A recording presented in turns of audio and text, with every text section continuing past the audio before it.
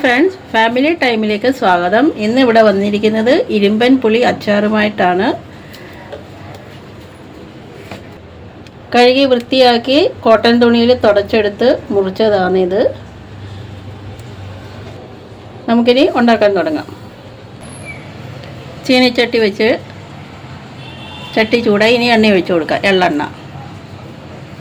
എള്ളെണ്ണയെന്നും നല്ലെണ്ണയെന്നും ഒക്കെ പറയും.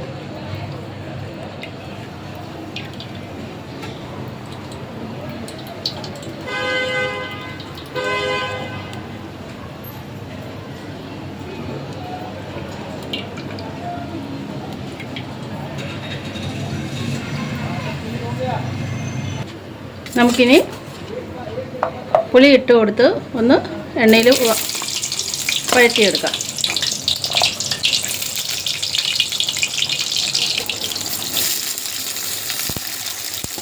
ഇങ്ങനെ ചെയ്തെടുത്താൽ കുറേ നാളിത് കേടുകൂടാതെ സൂക്ഷിക്കാം. അതിനാണ് ഇങ്ങനെ ചെയ്യുന്നത്.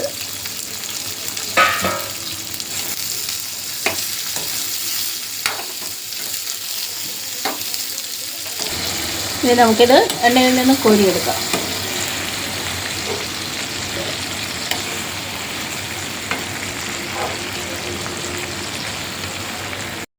ബാക്കി നമുക്ക് ഇതേപോലെ എണ്ണയിലും ഒന്ന് വഴറ്റിയെടുക്കാം.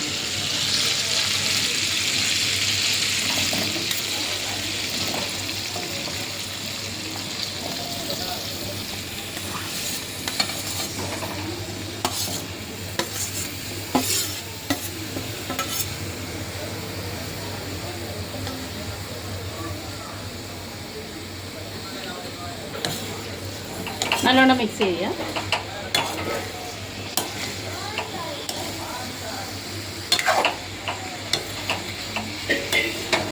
ബാക്കി നമുക്ക് എണ്ണയിൽ നിന്ന് കോരി മാറ്റാം.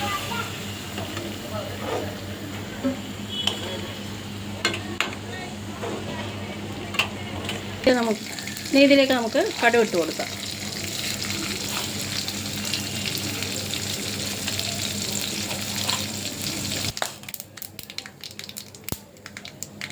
ഇനി നമുക്ക് ഉലുവ ഇട്ട് കൊടുക്കാം.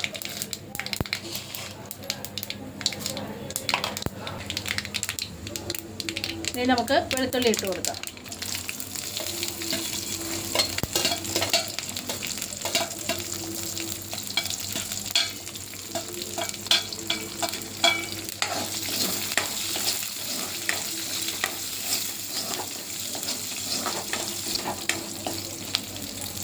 പച്ചമുളക് ഇട്ട് കൊടുക്കാം. കുറച്ച് കറിവേപ്പിലയും കൂടി ഇടാം.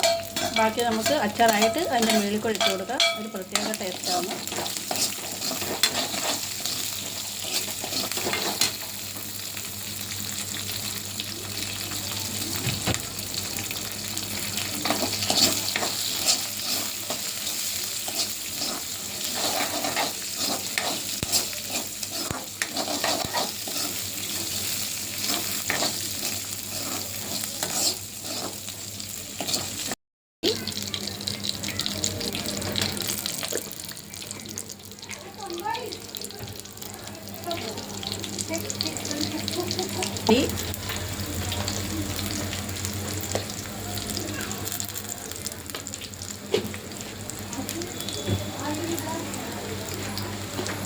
ഉപ്പ്,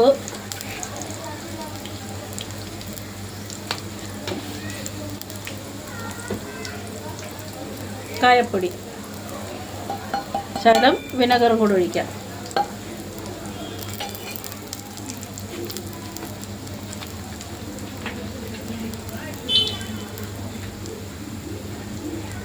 ഒന്ന് മിക്സ് ചെയ്യുക. എല്ലാം കൂടെ ആ മസാലയുടെ പച്ചമണം ഒന്ന് മാറുന്നിട്ട് നമുക്ക് വിനെഗർ ഒഴിച്ച് കൊടുക്കാം. എണ്ണയൊക്കെ തെളിഞ്ഞ് നല്ല ഇതായി വന്നിട്ടുണ്ട്. നമുക്കിനി വിനെഗർ ഒഴിച്ച് കൊടുക്കാം.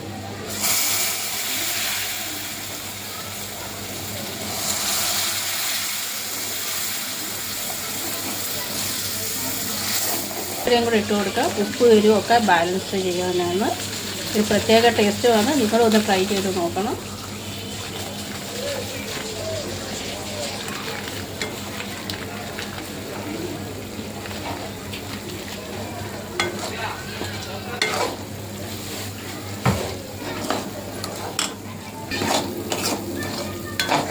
നല്ലോണം മിക്സ് ചെയ്യാം.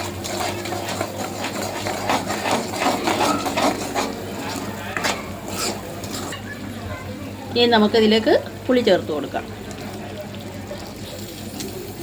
ഇരുമ്പൻ പുളി, ചീമപ്പുളി എന്നും പറയുമെന്ന് തോന്നുന്നു. ഞാനങ്ങനെ കേട്ടത് ഉണ്ട്.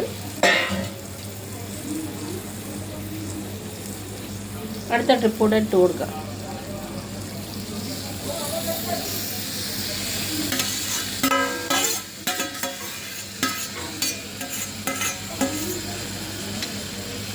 നമുക്കിനി എല്ലാം കൂടെ മിക്സ് ചെയ്യാം.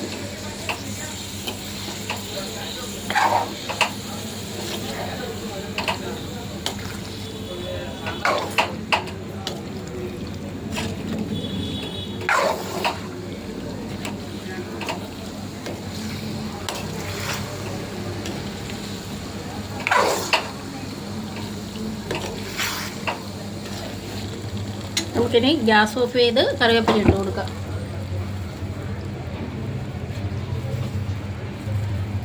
പ്രത്യേക ഒരു ടേസ്റ്റാണ് അതിന്. മിക്സ് ചെയ്യാം.